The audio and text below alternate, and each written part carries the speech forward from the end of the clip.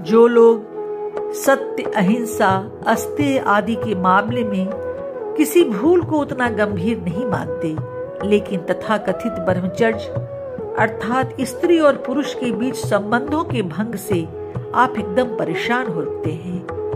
मैं ब्रह्मचर्य की इस कल्पना को संकीर्ण, दकियानूसी और अधोगामी मानता हूँ। मेरे लिए सत्य, अहिंसा और ब्रह्मचर्य ये तीनों आदर्श बराबर का महत्व रखते हैं। इन तीनों के लिए हमें समान रूप से प्रयत्नशील होना चाहिए और इसमें से किसी के पालन में भूल होना मेरे लिए चिंता का विषय है। स्त्री स्पर्श के निषेध पालन को मैं ब्रह्मचर्य नहीं मानता। मेरे लिए ब्रह्मचर्य का अर्थ है वह विचार और आचरण जो ईश्वर से हमारा संपर्क स्थापित करे और उसका साक्षात्कार कराए। जो व्यक्ति ब्रह्मचारी है, जिसका मन काम वासना से मुक्त है, जो परमात्मा का निरंतर चिंतन करते हुए ऐसी अवस्था में पहुंच गया है कि जाने अनजाने उसका वीर्य स्खलन नहीं होता, जो सुंदर से सुंदर स्त्री के साथ नग्न लेटे उसके बावजूद उसको कामोत्तेजना नहीं होती है,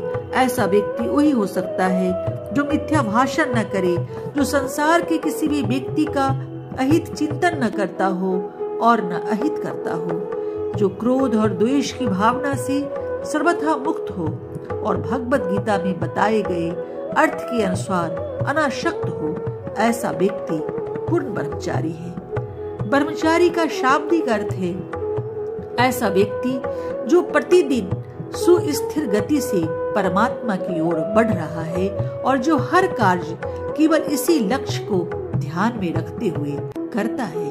ब्रह्मचर्य का मतलब जो हमें ब्रह्म की तरफ ले जाए, इसमें जनेंद्रिय का संयम आ जाता है।